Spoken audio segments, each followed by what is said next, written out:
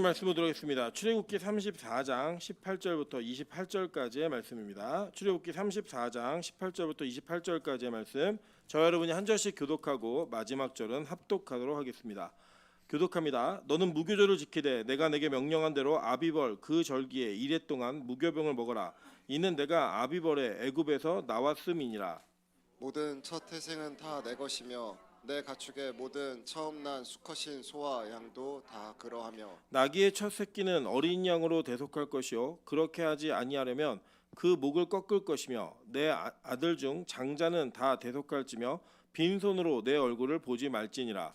너는 엿새 동안 일하고 일곱째 날에는 쉴지니 밭 갈 때나 거둘 때에도 쉴지며 77절 곧 맥추의 초실절을 지키고 새말에는 수장절을 지키라.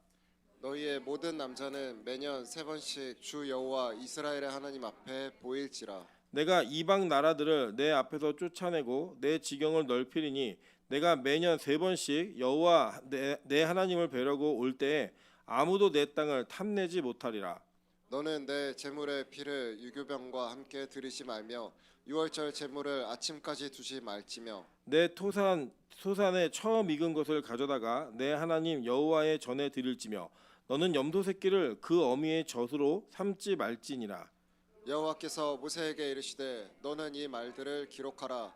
내가 이 말들의 뜻대로 너와 이스라엘의 언약을 세웠음이니라 하시니라. 합독합니다. 모세가 여호와와 함께 40일 40야를 거기 있으면서 떡도 먹지 아니하였고 물도 마시지 아니하였으며 여호와께서는 언약의 말씀 곧 십계명을 그 판들에 기록하셨더라. 아멘. 주변에 있는 분들에게 이렇게 한번 인사하도록 하겠습니다. 당신 때문에 행복해지는 주일입니다. 네, 앞뒤로도 인사하겠습니다. 당신 때문에 힘이 나는 주일입니다. 네, 우리 빛가수공교회가 서로의 성도들의 얼굴을 볼 때마다 행복해지고 힘이 나는 교회가 되기를 주님의 이름으로 축원합니다. 네, 오늘은 출애굽기 134번째 강의 시간입니다. 출애굽기 34장 18절부터 28절까지의 말씀을 가지고 재계약의 세부 내용 2를 하도록 하겠습니다. 네, 여러분이 지난번에 했던 내용들은 요약을 간략하게 들으면 이런 거예요. 하나님께서 이스라엘 백성들과 첫 번째 언약을 시내산에서 문서로서 맺으셨습니다. 물론 그 이전에도 하나님과 이스라엘 백성들의 대표, 인간의 대표들은 언약적 관계를 맺어왔습니다. 그런데 하나님께 이것을 조문으로 남기신 것의 첫 번째가 시내산에서 십계명을 필두로 한 언약이 맺어지면서 이 첫 번째 언약이 맺어졌습니다. 그런데 이 첫 번째 언약에 있는 모든 내용들을 사실은 인간이 지킬 수 없는 내용이었고 그 지킬 수 없는 내용이 너무나 쉽고 빠르게 깨졌습니다. 어느 정도로 빠르게 깨졌냐면 모세가 받은 계약서를 가지고 딱 백성들에게 전달하기도 전에 이 계약이 깨졌다는 거예요. 모세는 이 하나님께서 깎으신 돌에 하나님의 새기신 이 언약이 이스라엘 백성들을 멸망시키는 언약이 될 줄로 알고 있었기 때문에 그는 그 계약서를 즉시 파괴했습니다. 이 파괴한 이후에 하나님께서 그들을 벌하셨고 그 벌을 통해 그들과의 관계를 단절하고자 했지만 모세의 중보로 인하여 하나님은 그 언약적 관계를 이어가시기로 작정하셨습니다. 그 작정하신 이후에 하나님의 구원의 방법이 뭐였냐면 인간이 깎은 돌판에 하나님께서 글을 새기심으로 말미암아 너희의 노력으로 이룰 수 없는 명령이 이것이다라고 하는 선언을 공식적으로 그리고 눈에 보여지는 모형으로 우리에게 주셨습니다. 그리고 난 다음에 그 두 번째 쓴 언약서에 있는 그 내용은 하나님 스스로 내가 이것을 지켜갈 것이고 깨지더라도 이 언약의 책임은 내가 지겠다라고 하는 갑인데 갑질이 아니라 갑으로서 너무너무나 불리한 계약을 선언하셨습니다. 그 선언의 내용이 무엇이냐면 이전에 어떤 백성도 경험하지 못했고 모든 백성이 다 볼 것이고 그리고 네가 거하는 땅에 있는 백성들이 다 알 그러한 이적을 통해 하나님께서 이 언약을 성취해 가시겠다라고 약속하신 겁니다. 그 언약의 이면에 숨겨져 있는 복음의 비밀이 무엇이었냐면 정말 이전에도 없었고 이후에도 없을 신이 이 죄인들을 위해 이 땅에 오신 그 예수의 초림의 역사를 이 땅에서 약속하셨으며 그 언약의 계약이 깨어졌을 때 그 깨어진 언약을 누가 다시 성취하고 다시 그 계약적 관계를 이어갈 것인가를 예수 그리스도의 초림을 통해 하시겠다라고 약속하셨습니다. 그렇게 약속하셨듯이 저와 여러분에게는 예수의 재림을 통해 이 언약의 완성을 이루어 가시겠다라는 그 언약을 동일하게 우리에게 보여주고 계신 겁니다. 그러면서 하나님께서는 가부로서 내가 해줄 수 있는 것이 이것이다. 즉 내가 이 언약을 지켜가겠다라는 선언과 함께 을에게 요구하신 내용이 바로 그들이 지킬 수 없는 내용들을 요구하셨어요. 그 지킬 수 없는 내용의 목록을 통하여 그들은 자기 자신이 하나님을 붙들지 않으면 살 수 없는 존재라는 것을 정확하고 분명하게 이해시킨 겁니다. 여러분, 그래서 복음은 반드시 율법이 전제되어야지만 이해할 수 있습니다. 우리는 보통 기독교를 은혜의 종교, 사랑의 종교라는 그런 가면을 씌워서 저와 여러분이 무슨 짓을 하고 어떤 짓을 해도 그냥 이해하고 넘어가는 것을 복음이라고 생각하시는 분들이 가끔 계신데 정말 하나님의 말씀을 잘못 이해하고 계신 겁니다. 성경은 우리의 잘못과 우리의 죄악됨을 그대로 폭로하고 그것을 다 드러냅니다. 이유는 뭐냐? 그것이 드러나고 그것이 폭로되어야지만 저와 여러분이 오직 우리의 유일한 소망인 예수를 붙들 수 있기 때문입니다. 그래서 많은 종교들도 자기들의 시스템을 가지고 있겠지만 특히 기독교는 이 범죄와 죄악의 문제를 쉽게 넘어가지 않습니다. 그대로 폭로해버려요. 그 결과가 사망인 것도 정확하고 분명하게 우리에게 알려줍니다. 이유는 무엇이냐면 그 헤어나올 수 없는, 해결할 수 없는 절망 속에서 유일한 빛 되시는 예수 그리스도만을 붙들 수 있기 때문에 그 붙들라는 간절함을 이끌어내기 위해 하나님은 우리의 죄악을 그대로 폭로하시는 거예요. 그래서 자기가 자기 자신을 보았을 때 나는 가망성이 없구나, 나는 더 이상 어떠한 이 선도 이루어갈 수 없는 존재구나라는 것이 인정되었을 때 우리는 진짜 예수를 볼 수 있게 됩니다. 저는 우리 빛과소금교회가 그런 복음이 온전하게 선포되어지는 교회 되기를 소망합니다. 그 본문에 이어서 원래는 하나의 본문인데 이어지는 본문 속에서 하나님은 계속적인 언약을 얘기하십니다. 그런데 여러분 잘 기억해 보시면 오늘 본문을 쭉 읽으셨는데 처음 듣는 얘기가 있는 분들은 출애굽기를 처음부터 안 들으신 분이거나 아니면 들었는데 잊어버리신 분들입니다. 대부분은 이 전체 내용 속에서 오늘 읽은 내용은요, 이전에 우리가 배웠던 출애굽기 내용 안에 다 들어있는 내용이에요. 그 내용을 반복적으로 다시 한번 이야기하시는 겁니다. 여러분, 우리 보통 그렇거든요. 사람이 뭐 하나를 들으면 다 기억할 거라고 생각하지만 실제 그렇지 못합니다. 실제로 제가 그 설교학 논문을 쓸 때 그 한 분이 되게 재밌는 논문을 쓰셨는데 어떤 논문을 쓰셨냐면 정말 사람이 설교를 듣고 나가면서 몇 프로가 얼마나 내용을 기억하는가를 설문조사를 통해 확인했는데 여러분 되게 재밌는 사실이 있었습니다. 실제 이게 예배가 끝나고 나가면서 오늘 설교 제목이 뭔지 아세요? 라고 물어보면 설교 제목이 뭔지를 기억하고 말하는 사람이 15%밖에 되지 않습니다. 나머지는 뭐예요? 그러면 75%는 85%는 뭐죠? 들었는데 안 들은 거예요. 그러니까 들었는데 안 들은 거예요. 그러니까 기억을 못 하는 거예요. 여러분, 우리가 실제로 설교를 듣고 성경의 내용을 이해하다 보면 반복적으로 계속 얘기하는 말씀이 있어요. 근데 이거를 처음에는 많이 읽으신 분들은 이게 반복되는 걸 아시는데 처음 성경에 있는 분들은 내가 이거 읽은 것 같은데 아는 말씀 같은데 이렇게 넘어가시는 분들이 계시더라고요. 여러분, 그게 뭐냐면 반복되었기 때문에 아는 겁니다. 실제로 우리가 나중에 이제 기억하시겠지만 출애굽기의 성막을 배울 때 우리는 첫 부분에 있는 성막의 내용을 굉장히 자세하고 디테일하게 그림으로 보았습니다. 그래서 그 내용이 출애굽기 36장에서부터는 그대로 똑같이 토시도 틀리지 않게 반복되는 내용들이 있습니다. 그래서 아마 여기 끝나고 나면 금방 넘어가서 그냥 40장으로 쑥 넘어갈 거예요. 이유가 뭐냐면 배웠던 내용이기 때문에 동일하게 배울 내용은 없는 거예요. 그런데 왜 그냥 넘어가지 하시는 분들은 성경 잘 안 들으신 거죠. 그 내용들이 이제 성경에 기록되어 있는 것들을 보게 됩니다. 그러면 왜 하나님은 이스라엘 백성들과 재계약을 맺으시면서 그 많은 율법 중에 오늘 이 본문에 있는 내용들을 다시 한번 반복하셨을까? 그 이슈들을 한번 찾아보도록 하겠습니다. 먼저는 뭐뭐인지를 한번 점검해 보면 이런 거예요. 자, 18절에 보시면요, 무교절을 지키라고 말씀하셨어요. 그죠? 무교절을 지켜라. 그리고 19절부터 20절까지는 첫 번째 난 태생은 짐승이건 사람이건 다 내 거라는 거예요. 이거 있었던 이야기잖아요. 그죠? 하신 이야기예요. 그 다음에 이야기는 뭐냐면 21절에 엿새 동안 일하고 일곱째 날에는 쉬어라 라고 하는 안식일에 대한 이야기를 하십니다. 안식일 처음 들으세요? 아니죠? 들으셨어요 이미. 자, 그리고 그 뒤에는 뭐냐면 77절 그리고 초시절이에요. 초시절을 지키고 수장절을 지켜라, 초막절을 지켜라, 이거예요. 이거 처음 들으세요? 아니에요. 다 배우셨어요. 배운 내용이에요. 자, 그 뒤를 볼게요. 그 뒤에 보시면 어디가 나오냐면 25절이에요. 유교범과 함께 피를 제물의 피를 드리지 말아라라고 금지한 이 법도 나왔던 내용입니다. 여기서 볼게요. 26절에 보면요. 처음 익은 것을 가져다가 여호와의 전에 드릴지며 그리고 너는 염소 새끼를 그 어미의 젖으로 삼지 말지니라. 이거 들으셨죠? 예, 다 들었던 내용이에요.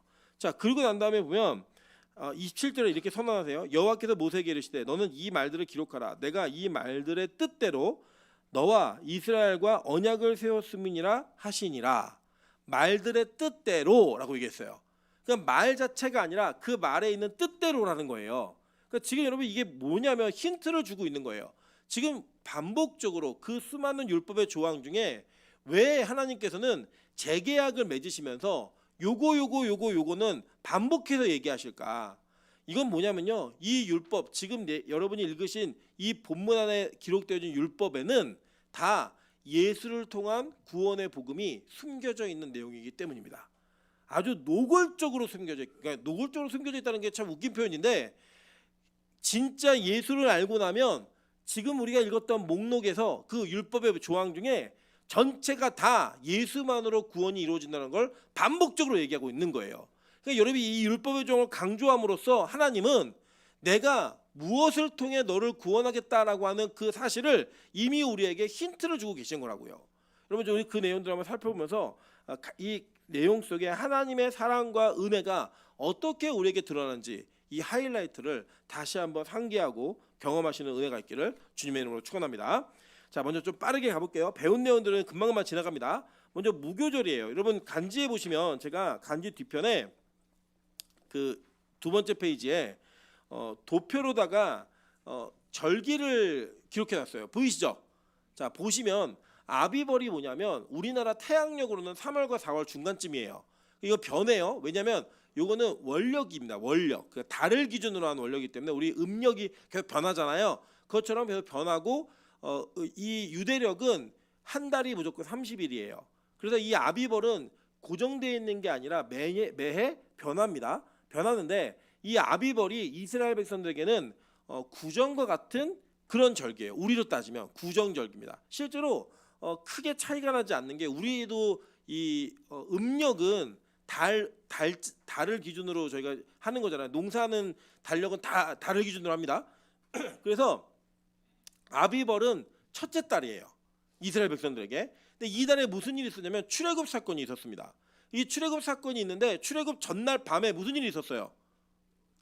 유월절이 있었죠. 근데 실제로 우리는 지금은 12시 오전 0시가 지나야 하루가 지나가잖아요. 근데 유대인들은 언제 하루가 지나간다 그랬어요?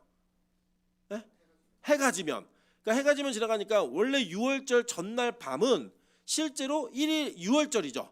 그죠? 그래서 그 지나간 날의 유월절에 이어서 유월절이 지나면서 무교절은 붙어있는 절기예요.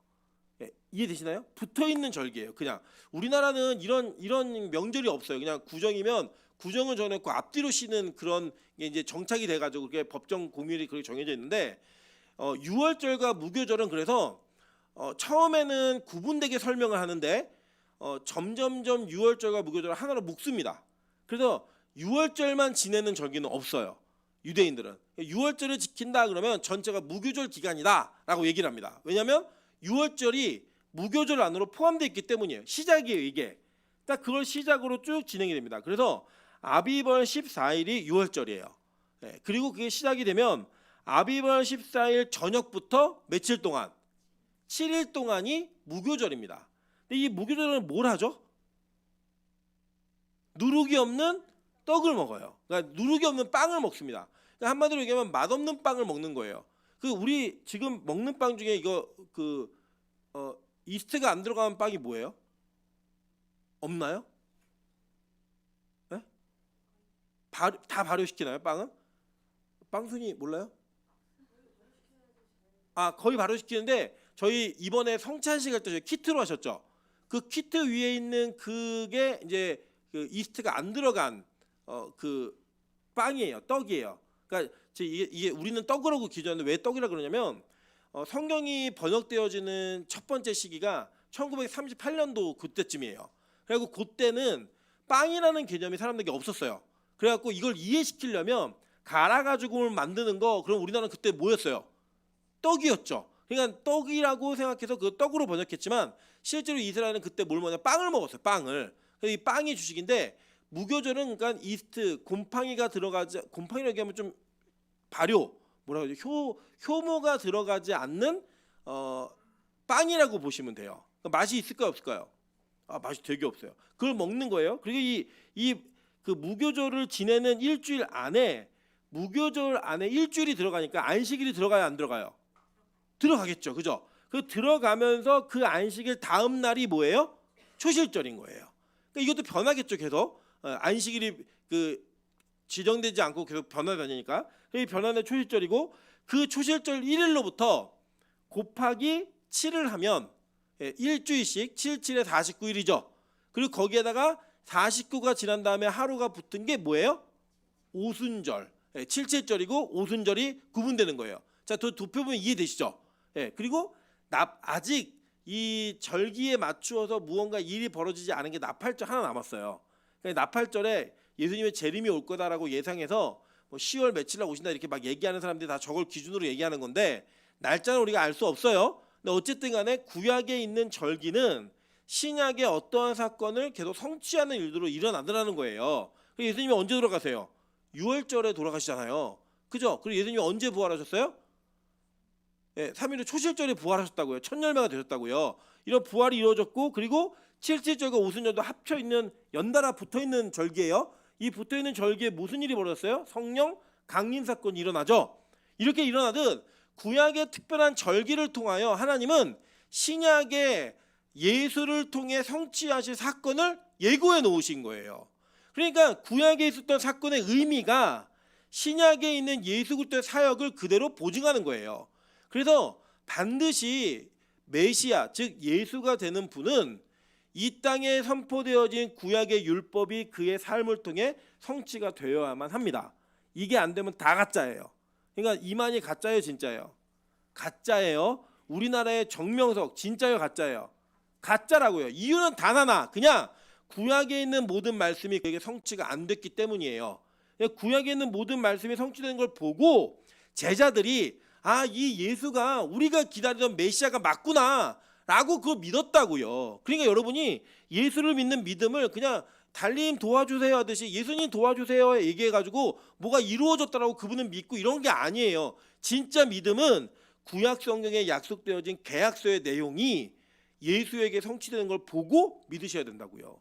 그게 진짜 믿음으로 이어지는 겁니다. 그렇게 하나님께서는 무교절을 지키라고 하셨어요. 자, 이제 무교절의 진짜 의미가 뭐냐면 이런 거예요. 자, 마태복음 16장 11절부터 12절입니다. 다 같이 한번 읽어볼게요. 자, 시작.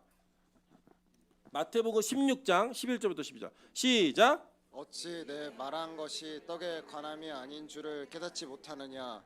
오직 바리새인과 사두개인들의 누룩을 주의하라 하시니 그제서야 제자들이 떡의 누룩이 아니오 바리새인과 사두개인들의 교훈을 삼가라고 말씀하신 줄을 깨달으니라. 자, 그러니까 이 무교절에 누룩이 들어가지 않는 떡을 먹는 이유가 뭐였냐면 그 떡 자체가 이것이 상징하고 있는 것이 있었다는 거예요. 뭐냐? 누룩은 보세요. 이제 여러분 그 누룩이 이제 효소죠. 효모를 넣으면 밀가루가 이렇게 부풀어 올라요. 이 부풀어 오르기 때문에 효모를 넣은 거, 그러니까 이스트를 넣어가지고 이게 부풀어 오는 빵을 다 교만과 거짓의 상징으로 봤다는 거예요. 여러분 가끔 우리가 이제 먹는 빵 중에 공갈빵 아시죠? 공갈빵 되게 커 보이는데 한번 딱 뜯으면 안에가 어떻게 돼 있어요? 텅텅 비어 있잖아요. 그것처럼 부풀어 오른 그게 진짜가 아니라는 거예요. 그런데 이건 누가 만드느냐? 바리새인과 사두개인들이 누룩이라는 거예요. 그래서 그들은 복음에다가 무언가 자신들이 원하는 것들을 덧넣어서 그게 자기들이 원하는 원래 순수한 모습이 아닌 다른 모습을 만들어내는 교만함으로 그 모습이 드러난다는 겁니다. 그래서 이 무교절의 의미가 뭐냐면 그들이 넣은 누룩을 제거하고 온전하게 예수 되심, 그 메시아 되심의 순수함을 그대로 먹으라는 거예요. 그 예수님께서 주시는 떡은 어떤 떡이에요? 누룩이 없는 떡. 그 떡이 된다고요. 그래서 그 무교병을 그래서 먹는 거예요. 그래서 이거는 과장이나 뭐가 있는 게 아니라 그냥 있는 그대로의 모습, 그거를 표현해주고 있는 겁니다. 그래서 그거를 먹음으로 인해 진짜 예수를 먹는 자들에게 생명력이 전달된다라는 그 전달을 하고 있는 거예요. 여러분 그래서 진짜 예수는 맛이 없어요. 왜냐하면 부담스럽기 때문이에요. 우리 1부 때도 배웠는데 여러분 예수님의 제자가 된다라고 하는 거는요. 그 여러분 일주일에 한 번 나오는 교회 신앙생활로 제자되는 게 아니에요.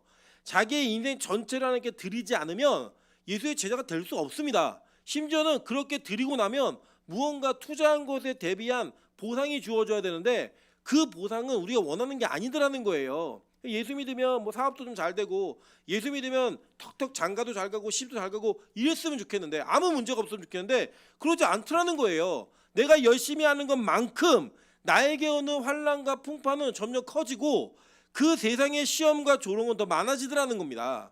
여러분 우리는 제가 1부 때도 동일하게 얘기했는데 우리가 잘못 꿈꾸는 것 중에 하나가 뭐냐면 나는 좋은 신앙인인데 세상에 들어가서 사람들과 어려움이 없이 지내고 싶은 마음이 우리 안에 있어요.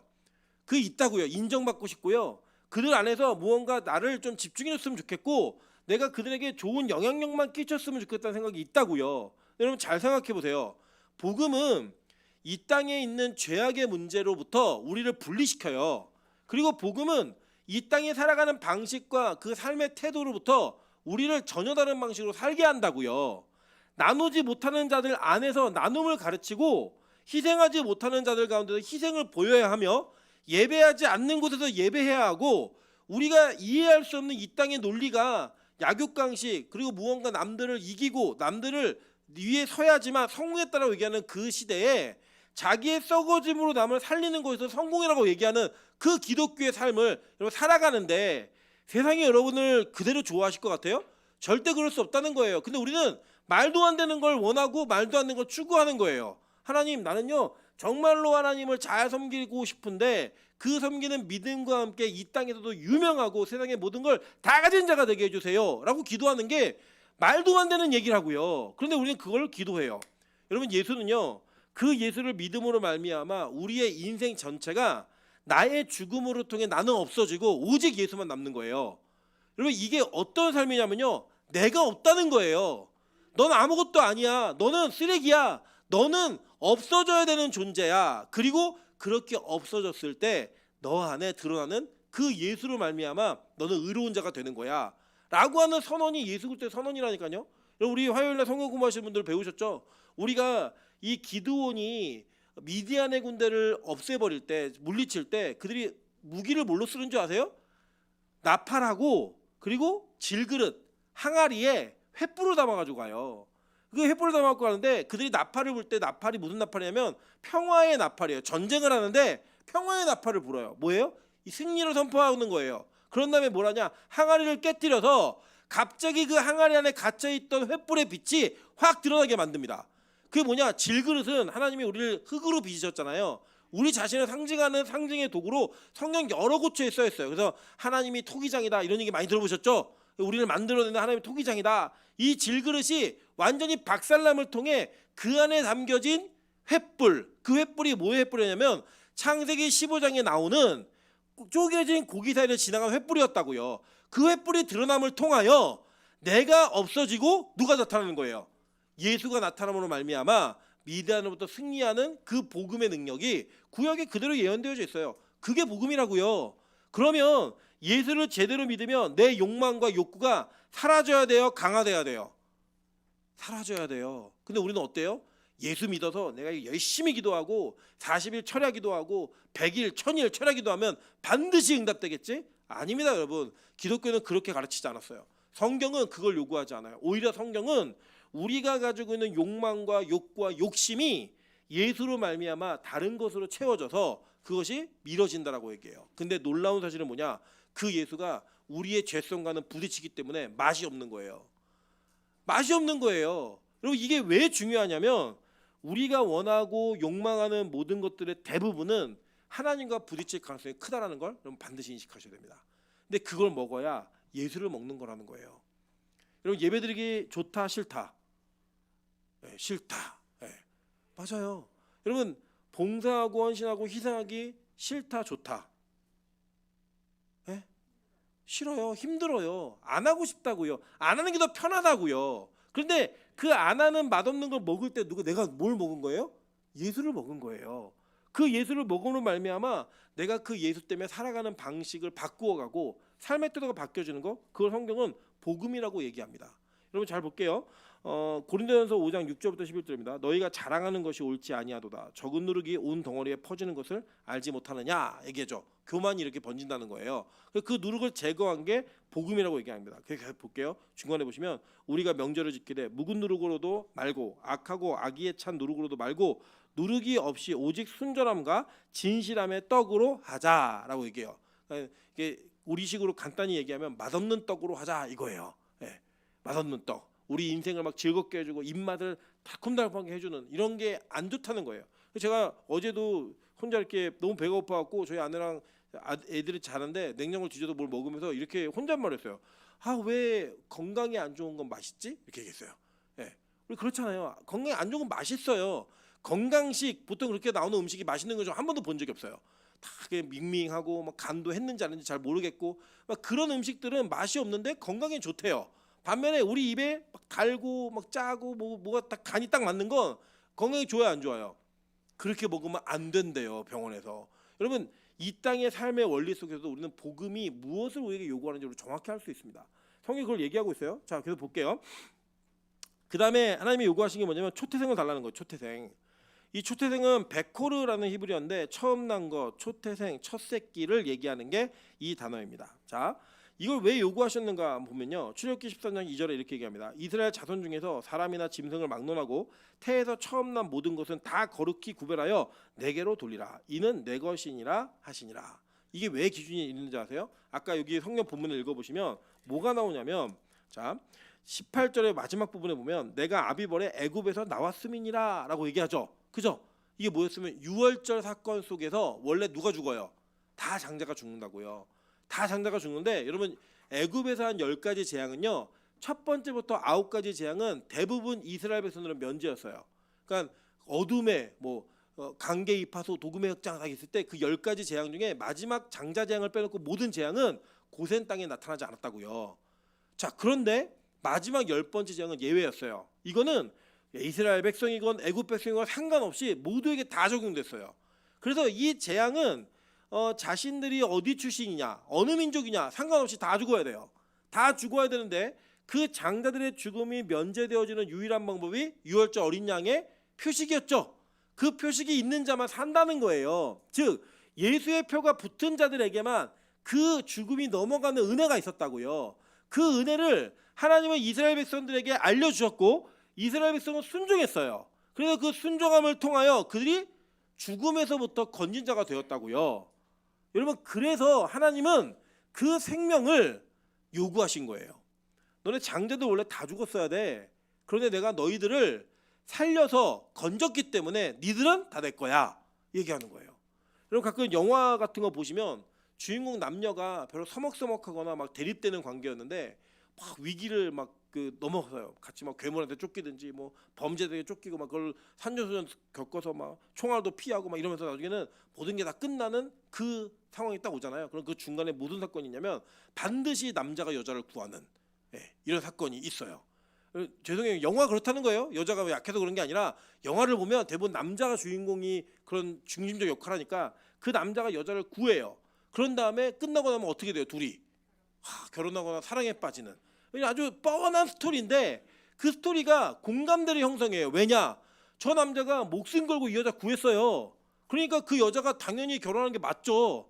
그럼 최근 제가 예전에 이것도 되게 흥미로운 사건 중에 하나가 뭐였냐면 어떤 남녀가 결혼을 약속했는데 예비 장모가 간이식을 받지 않으면 안 되는 상황이었어요. 그래서 이 예비 사위가 간이식을 해줬어요. 해줬는데 이 여자가 무슨 변심이었는데 남자랑 헤어졌어요. 그 이 남자가 여자에게 고소를 했어요. 어떻게 고소했냐면 위자료 8천만 원을 내놔라. 진짜 고소했어요. 이거 이제 이슈였습니다. 그래서 원칙적으로는 장기 기증을 통해서 재정적인 대가를 얻으면 불법이에요.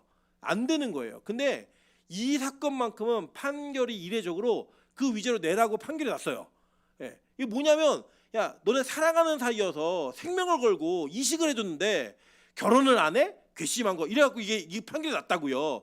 세상도 무언가 대가를 치르는 사람에게 보상을 해야 된다는 걸 합리적으로 받아들이고 상식적으로 여긴다고요. 근데 하나님께서 이스라엘 백성들의 장손들을 다 건지셨어요. 다 살리셨다고요. 원래 죽어야 되는데 그래서 이제 너 내 거야 얘기하는 거예요.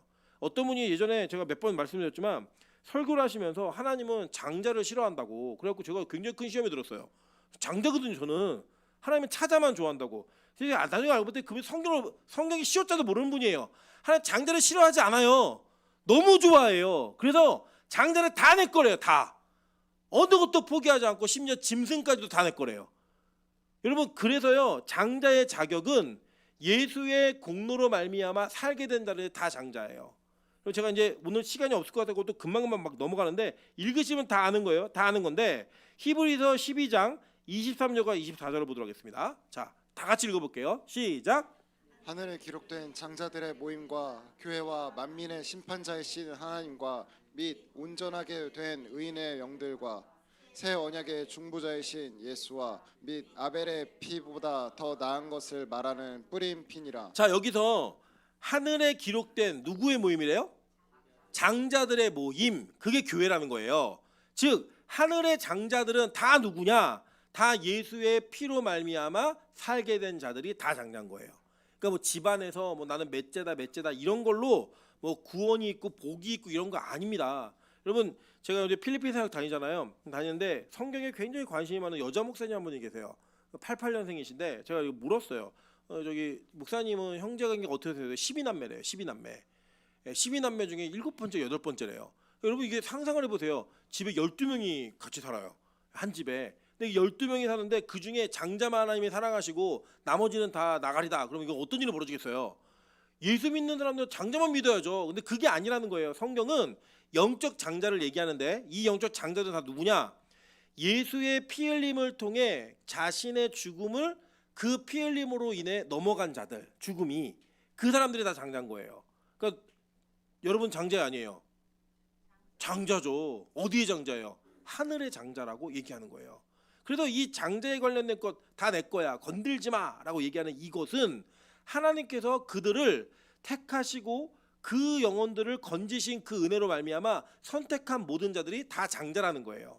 여러분 그래서 이 장자들은 원래 하나님 건데 하나님이 아주 특별한 제도를 하나 세우셨어요. 뭐냐면 장자들을 다 빼오면 실제 가정이 무너지잖아요. 다 내 거라고 하니까 다 무너지니까 하나님이 장자들을 대신하여서 한 지파를 택하셨어요. 그 지파가 어느 지파냐? 레위 지파예요. 자 볼게요. 민수기 3장 12절부터 13절 간지 6번입니다. 한번 보도록 하겠습니다. 다 같이 읽어볼게요. 시작. 보라, 내가 이스라엘 자손 중에서 레위인을 택하여 이스라엘 자손 중에 태를 열어 태어난 모든 자를 대신하게 하였은즉 레위인은 내 것이라. 처음 태어난 자는 다 내 것임은 내가 애굽 땅에서 그 처음 태어난 자를 다 죽이던 날에 이스라엘의 처음 태어난 자는 사람이나 짐승을 다 거룩하게 구별하였음이니 그들은 내 것이 될 것임이니라. 나는 여호와이니라 라고 얘기해요. 그 실제로 레위 지파 전체 숫자하고 이스라엘 전체 공동체의 장자 숫자를 딱 대봤더니 273명이 모자라요. 레위 지파가. 그래서 273명은 그 사람 숫자의 만큼 속전을 드려요. 그렇게 해서 이 숫자를 채워요. 그래서 레위 지파는 어떤 사람들이냐면 원래 각 집안의 장자들이 레위인처럼 봉사를 해야 되는데 이 봉사를 다 끌어오면 집안이 다 무너지니까 레위가 희생함으로써 대신함으로써 전체 장자들은 그대로 살고 이 레위 지파는 장자로서의 그 의무를 대신 감당하는 자들이 된 거예요. 그들을 뭐라고 부르냐? 제사장들이라고 부르는 거예요. 그래서 여러분 이 택함을 받은 모든 사람들 다 제사장이라니까요. 한번 볼까요? 베드로전서 2장 9절입니다. 10번. 그러나 너희는 택하신 족속이요 왕 같은 제사장들이요 거룩한 나라요 그의 소유가 된 백성이니. 그죠? 베드로가 이걸 다 이해한 거예요. 구약의 복음을 다 이해하고 자신이 만난 예수를 통해 신학적 관점에서 내가 어떤 존재인지 그리고 택함 받은 너희가 어떤 존재를 얘기하는데 너는 택한 족속이라는 거예요. 그래서 왕 같은 제사장이라 라고 얘기합니다. 그리고 거룩한 나라고 하나님의 소유가 된 백성이다 라고 얘기해요. 자, 왜냐? 이는 너희를 어두운 데서 불러내어 그의 기이한 빛에 들어가게 하신 이의 아름다운 덕을 선포하게 하려 하심이니라. 그죠? 출애굽한 애굽에서부터 건진받은 자들의 모습을 그대로 보여주고 있는 거예요. 자, 그러니까 이 지금 말한 하나님이 재계약을 맺으면서 이거 지켜, 이거 지켜, 이거 지켜라고 얘기한 건 다 누가 지켰어요? 결국에는 다 누가 지켰어요?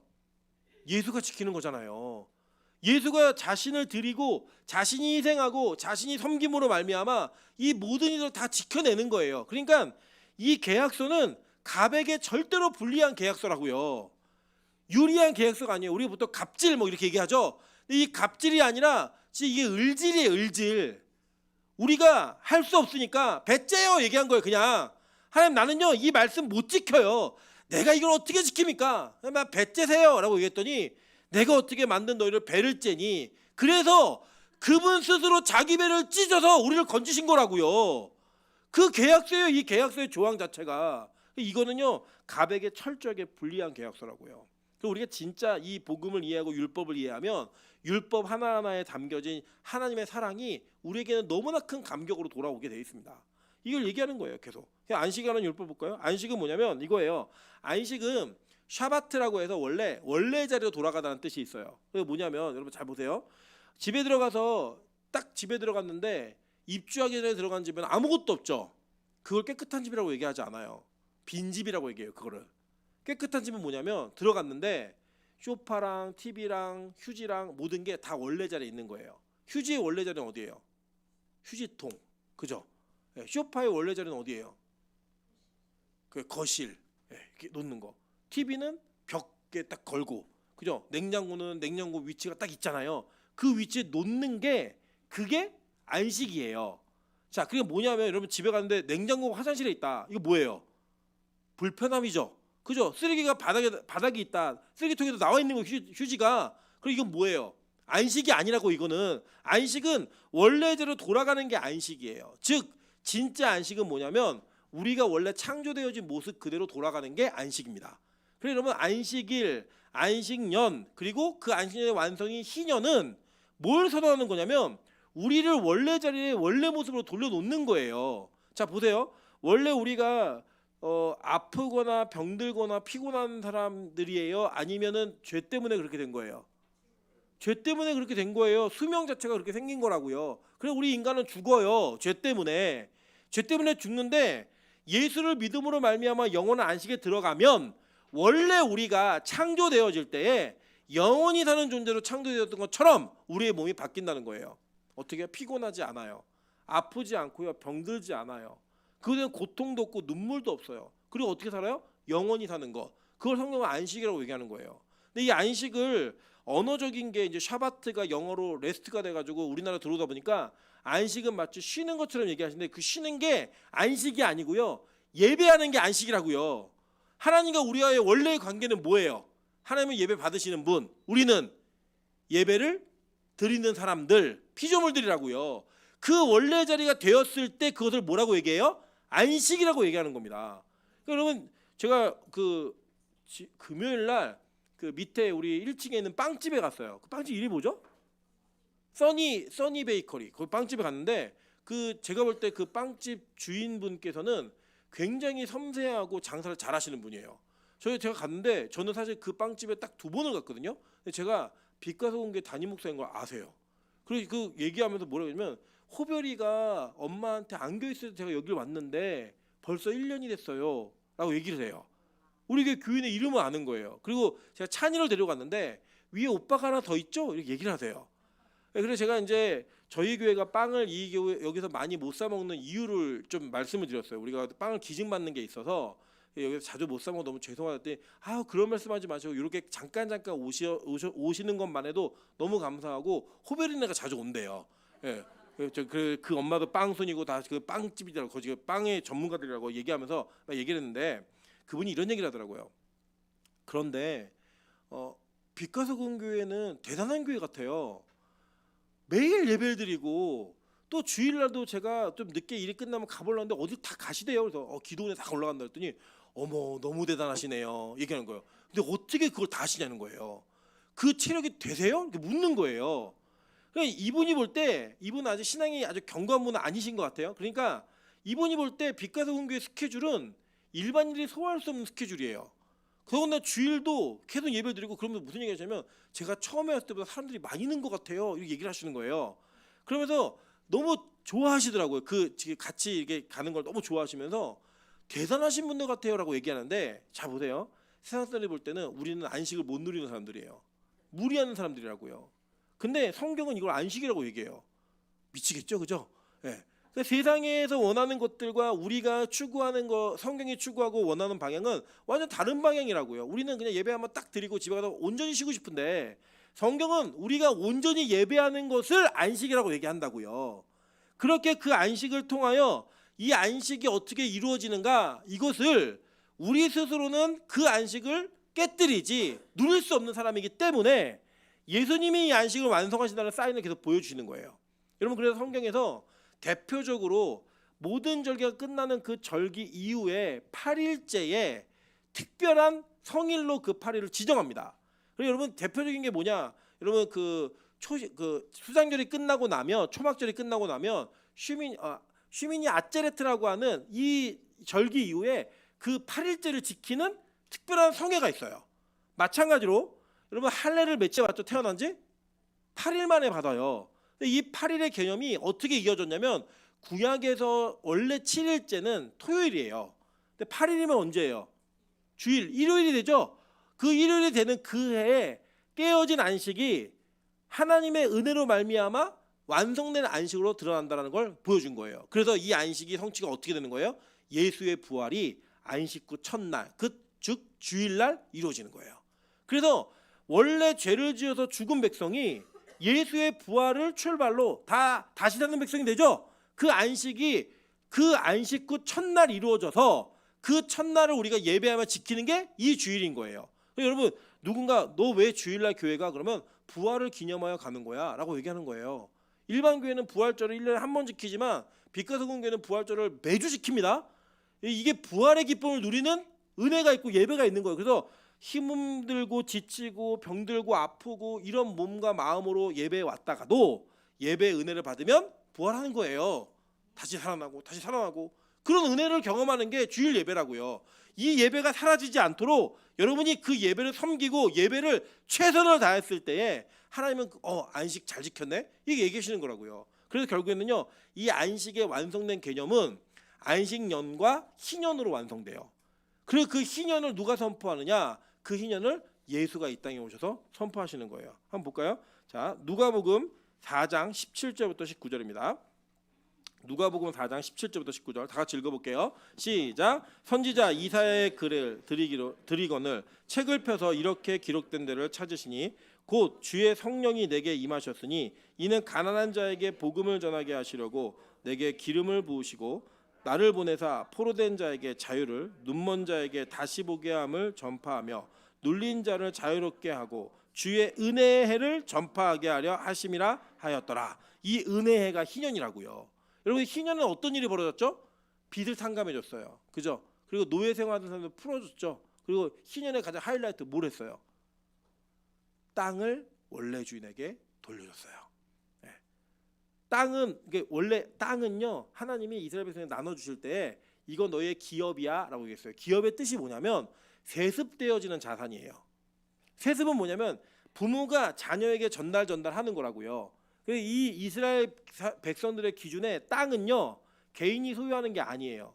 하나님께서 그 가문에게 맡기신 거라서 개인이 사고 팔 수가 없어요. 근데 성경에 보면 땅을 팔았다는 얘기가 나오잖아요. 그 뭘 파는 거냐면 땅에서 나오는 소산물을 파는 거예요. 그래서 이스라엘 땅값은 아주 희한했어요. 어떻게 해야 되냐면 50년이 되면 원래 주인에게 돌려줘야 돼요. 그러면 희년이 작년이었다. 그러면 앞으로 희년은 몇 년 뒤에 오는 거예요? 49년 뒤에 오죠. 그럼 제가 예를 들어 제 땅이 있는데 이 땅에서 1년에 1억을 벌어요. 그러면 이 땅은 얼마짜리예요? 49억짜리예요. 왜냐? 앞으로 49년 동안은 내가 쓸 수 있으니까 땅을 사는 사람은 49억을 내고 그 땅을 사가는 거예요. 그래서 열심히 농사를 지어가지고 1억 5천을 남기면 그 사람은 45.2억을 버는 거죠. 44.2억을 버는 거죠. 5억을. 그렇게 이렇게 버는 거, 그런 기준으로 열심히 하는 거예요. 이해되셨어요? 무슨 얘기인지? 그렇게 되다가 언제 돌려주냐? 희년이 되면은 무조건 돌려줘야 돼요. 그냥 그 사람이 뭐 돈을 주고 안 주고 상관없어요. 그냥 원래 주인에게 가요. 그럼 예를 들어서 희년이 49년 전에 있었다. 이 땅은 얼마짜리예요 지금? 1억이죠. 땅값이 내려갔다 올라갔다 해요. 뭐 계속 상승하는 게 아니고 리미티드가 있어요. 더 이상 올라가지 못하고 딱 원래로 돌아올 때는 그 원래 가격으로 돌아오는 거예요. 그런 식으로 기업을 줬다고요. 그게 원래에게 돌아가요. 그러면 그들은 영원히 가난하지 않아요. 영원히 자신이 받은 기업을 잃어버리지 않는다고요. 그게 하나님께서 희년을 통해 허락하신 은혜였어요. 이게 뭘 상징하는 거냐면 이거예요. 여러분 우리가 죄를 짓고 난 다음에 우리는 뭘 뺏겼냐면 하나님의 나라를 뺏겼어요. 추방당했다고요.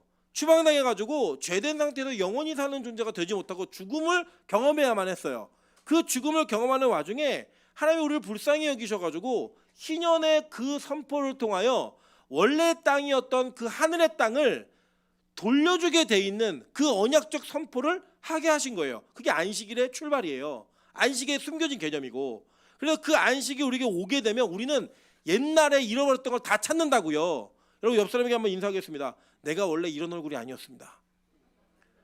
원래 여러분 보세요. 애기들 보면요 얼마나 그 표정이 밝고 예뻐요. 여러분 애기들은요 못생겼어도 웃으면 다 예뻐요.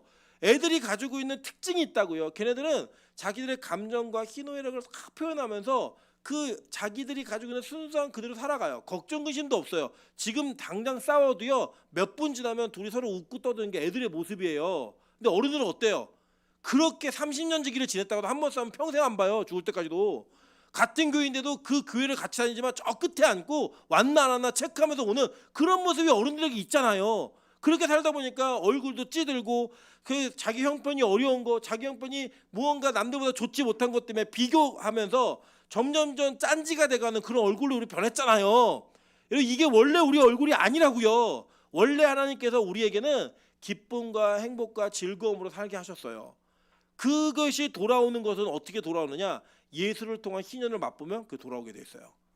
그럼 그 희년이 있는 거예요. 그래서 그거를 약속하신 거예요. 그럼 뭐예요? 결국 이 율법도 누가 이 안식을 제대로 지켜내겠다는 거예요.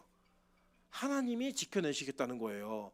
사람이 하는 게 아니고 하나님이 하시겠다라고 선언한 거라고요. 그 이 율법은 누구의 책임이에요? 또 갑의 책임이에요. 갑. 하나님의 책임이에요. 하나님이 하시겠다는데요. 우리가 할 게 없고 하나님이 다 하시겠다는 거예요. 그럼 보세요. 77절 지키래요. 77절도 제가 이게 기록해 놨는데 이 77절이 오순절과 연결이 돼 있죠. 자, 오순절에 어떤 사건이 벌어져요?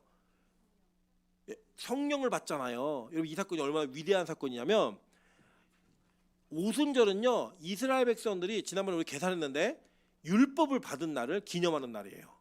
시내산에서 율법을 받은 날을 기념하는 날이 오순절이에요. 근데 그 오순절 날 이 율법을 어김으로 인해서 몇 명이 죽어요? 3,000명이 죽었어요. 그런데 이 오순절이 예수로 말미암아 예수께서 승천하시면서 뭐라고 계시냐면 또 다른 보혜사를 내가 너에게 보낼 터인데 내가 올라가는 게 너에게 유익이라고 말씀하셨어요. 왜냐하면 예수님이 이 땅에 계시는 동안에는 물리적으로 어떤 사람에게 있으면 다른 사람에게 있을 수가 없잖아요. 그래서 예수님이 올라가시면서 이 땅에 성령 하나님을 보내셨어요. 또 다른 보혜사. 이 땅에 계실 때 예수님이 보혜사였는데 파라클레토스, 이게 지키는 자, 조언자, 뭐 이런 조력자 이런 뜻이에요. 그 예수님이 이 땅에 계셨는데 올라가시면서 또 다른 조력자, 보혜사를 보내셨어요. 그게 누구냐? 성령님이에요. 그래서 그 성령님이 오심으로 말미암아 그 오시는 날 몇 명이 살아요? 3,000명이 살아요.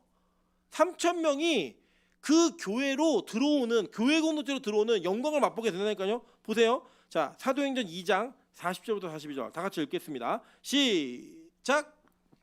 또 여러 말로 확증하며 권하여 이르되 너희가 이 패역한 세대에서 구원을 받으라 하니 그 말을 받은 사람들은 세례를 받음에 이날에 신도의 수가 3,000이나 더하더라. 그들이 사도의 가르침을 받고 서로 교제하고 떡을 떼며 오로지 기도하기를 힘쓰니라. 그죠?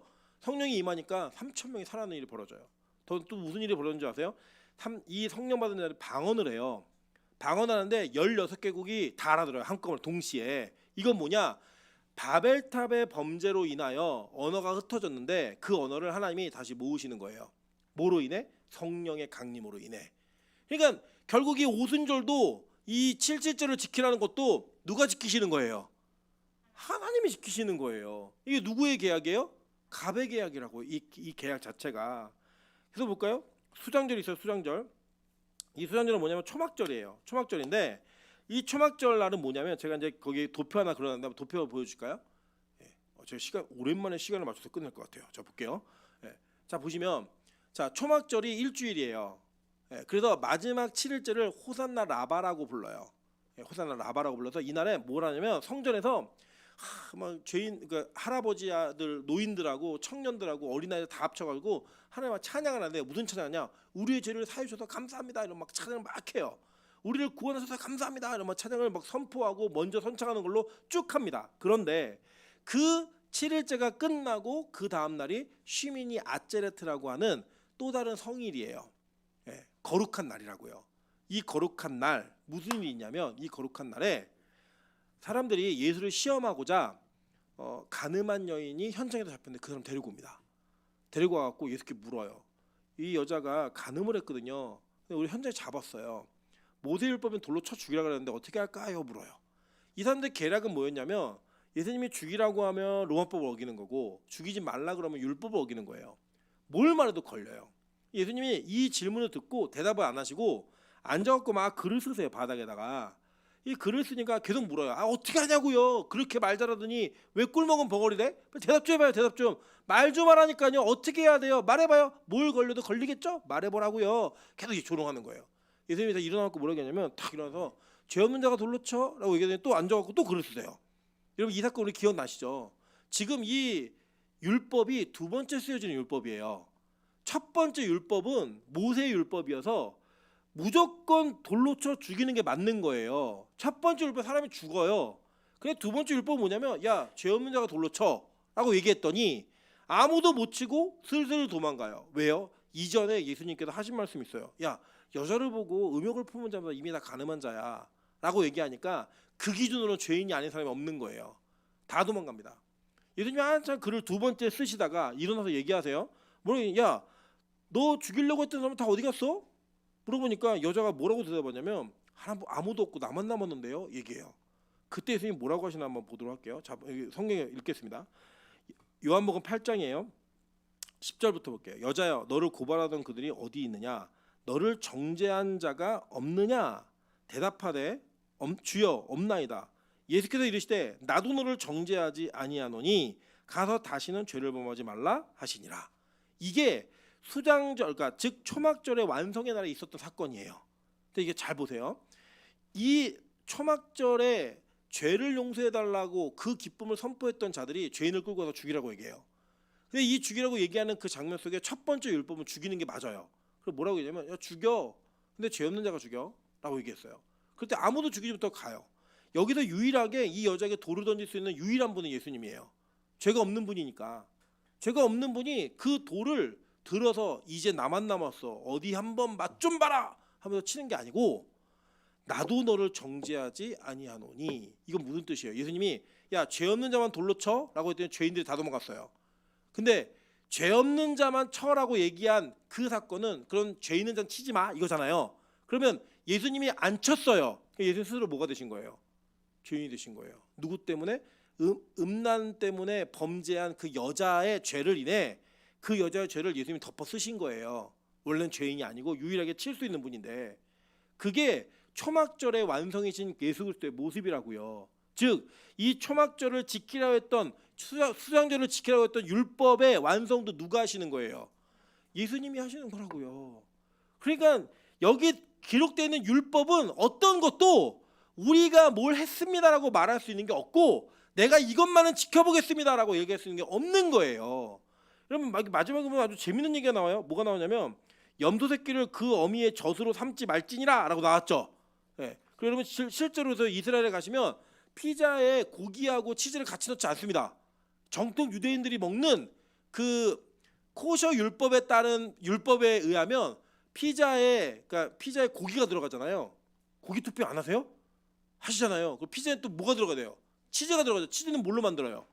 우유로 만들잖아요. 그러니까 그 우유하고 고기가 혹시나 어미의 그 젖으로 새끼를 삼는 거가 될까봐 같이 못 먹게 해요. 물론 이제 날라리 유대인들은 먹어요. 날라리 유대인들 같이 먹는데 그 정통 유대인들은 그것조차도 조심해요. 그래서 치즈하고 고기를 같이 내지 않아요. 음식에. 이게 율법이에요. 근데 여러분 잘 보시면 이게 왜 그러냐면 제가 이거 옛날에 뭐라고 설명했냐면 이게 하나님의 레시피라는 제목으로 설교를 한번 했어요. 기억 안 나시겠지만 했어요. 근데 왜 했냐면 이거예요. 잘 보세요. 어미에게 젖이 나온다. 이건 뭐예요? 새끼를 낳은 거예요. 아무 때나 젖이 나오는 게 아니에요. 예. 아무 때 젖이 나오는 게 아니고 이 짐승이니까 짐승은 새끼를 낳아야지만 젖을 먹이니까 새끼를 낳아야지만 우유가 나온다고요. 젖이. 그러니까 그 젖을 짤 때는 이 어미는 지금 뭘 한 거예요?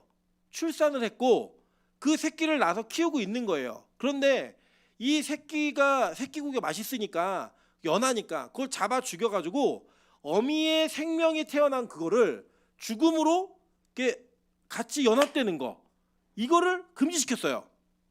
왜요? 그러니까 이 젖이 생명이에요, 생명. 그런데 그 생명으로 자녀를 죽여서 죽음과 생명을 혼합시키는 걸 하나님 금지시켰다고요. 왜 금지시켰냐면 이거는 하나님만 하실 일이기 때문이에요. 이게 무슨 사건이냐? 예수님이 하나님의 세상을 이처럼 사랑하사 독생자를 주셨죠. 그 독생자가 태어나서 그 독생자는 이제 생명이라고요. 그리고 성경을 보시면 하나님의 말씀을 젖으로 표현했어요. 그래서 여러분 아시잖아요. 내가 밥으로 안 하고 젖으로 한다라고 얘기한 그 젖이 하나님의 말씀의 표현이라고요. 그 말씀으로 이루신 그 성취를 이 땅에 보내신 예수 그리스도로 말미암아 이루셨는데 그 말씀에 의거해서 예수가 십자가의 죽음을 경험하게 돼요. 이 속죄는 오직 하나님만이 하시는 일이라고요. 그래서 하나님은 인신제사를 안 받으시는 거예요. 그래서 여러분 기억나시죠? 아브라함아 이삭 죽이지 마 얘기했던 게 뭐냐면 하나님이 인신제사를 하라고 하셨거든요. 근데 그거 실제로 못하게 하셨어요. 왜요? 그건 모형이기 때문에 실제로 하면 안 돼요. 근데 그 모형의 장면이 선포되어질 때 뿔이 걸려있는 염소 한 마리가 나오죠. 그래서 이 염소를 뭐라고 불렀어요? 여호와 이레라고 불렀다고요. 그래서 하나님이 하나님의 산에서 준비하실 거다. 그게 누구예요? 예수 그리스도였잖아요. 그러니까 예수 그리스도는 부모가 자식을 죽이는 제사에 준비되어질 제물로서 이미 예표가 되어 있었고 그 예표를 통하여 십자가의 사건이 이루어진 거라고요. 그러니까 여기에 나타나는 율법은 다 복음을 담고 있는 거예요. 노골적으로. 이건 복음이다. 이건 예수 때문에. 이건 성령으로 인해 그렇게만 성취가 가능한 일이야 라고 하는 걸 하나님이 그대로 선언하시면서 마치 우리가 지켜야 되는 계약서처럼 썼지만 우리가 지킨다 못 지킨다? 못 지켜요. 그래서 하나님이 지키시는 유일한 이 계약의 준수자이신 하나님께서 이 언약의 갑으로서 모든 언약을 다 이루시는 거예요. 이게 복음이에요. 그래서 율법은 여러분에게 어려운 게 아니에요. 율법은 그 율법 그대로 인정할 때 그 율법 속에 복음이 우리에게 적용되게 되어 있는 거예요. 하나님은 그래서 이렇게 어려운 계약서를 다시 맺으시는 거예요. 이유는 딱 하나. 얘네들은 태어날 때부터 악해. 그래서 얘네들한테 소망 걸면 안 돼. 내가 다 할 거야. 그래서 주신 게 뭐예요? 무지개 언약. 그죠? 고기 사이를 쪼갠 사이를 원래 계약자 두 사람이 손을 잡고 지나가야 돼요. 이거 어기면 그렇게 쪼개져서 죽는 거야. 근데 그 쪼개진 고기 사이를 횃불만 지나가요. 우리가 어길 줄 아셨기 때문에 예수님이 직접 쪼개시겠다라는 거예요. 그게 바로 십자가의 언약이었어요. 오늘 이 율법을 주는 첫 번째 율법에서 실패한 자들에게 두 번째 율법을 주시면서 하나님이 하시는 얘기는 이거예요. 니들 못 지키는 거 알아. 근데 내가 너네 너무 사랑해서 그냥 내가 다 지켜줄 거야. 내가 다 지켜줄 거니까 이거는 꼭 이게 진짜 생명과 관련 있는 법들인데 내가 이거 다 지켜줄게 얘기하는 거예요. 여러분 지금 이 계약서가 저 여러분 앞에 놓여 있어요. 이걸 꼭 쓰셔야 돼요. 여기 사인을 하는데 뭘로 사인하셔야 되면 예수의 이름으로 사인하시는 거예요. 그 예수의 이름이 적혀져 있는 그 계약서에 여러분의 이름을 넣으시면 되는 거예요. 그게 뭐냐? 여러분이 예수를 영접하시면 돼요. 영접하시면 하나님이 언약하신 스스로의 그 언약이 우리 모두에게 다 적용되는 거예요. 저는 우리 빛과 소금 교회 이 언약의 성취가 있는 교회가 되기를 소망합니다. 이 빛과 소금 교회가 그 언약을 근거로 예수를 믿고 그 예수를 이해할 수 있는 은혜가 있기를 소망합니다. 그랬을 때 하나님께서는 우리에게 우리의 힘이 아닌 하나님의 은혜로 말미암아 구원받는 영광을 보이실 거예요. 그래서 성령 전체는요 하나님의 은혜예요. 그 은혜가 없이는 우리 어떤 누구도 구원받지 못합니다. 그 은혜가 없이는 어떤 누구도 성경을 이해할 수도 없고 믿을 수도 없고 받아들일 수도 없어요. 저는 여러분이 위기의 순간에 어려운 순간에 꼭 이 은혜가 기억되길 원하고 그 은혜 속에서 여러분에게 있는 죄와 사망의 권세가 생명의 권세로 바뀌어지는 그 영광을 체험하시기를 주님의 이름으로 축원합니다. 자, 같이 한번 찬양으로 기도하며 나가도록 하겠습니다. 시작됐네 우리 주님의 능력이. 그러니까 이 율법이 선포될 때부터 이 능력이 시작된 거예요. 그 시작됨이 여러분의 개인과 여러분의 가정과 우리 교회 공동체에게 온전히 임할 수 있게 도와달라고 기도하는 마음으로 찬양하도록 하겠습니다.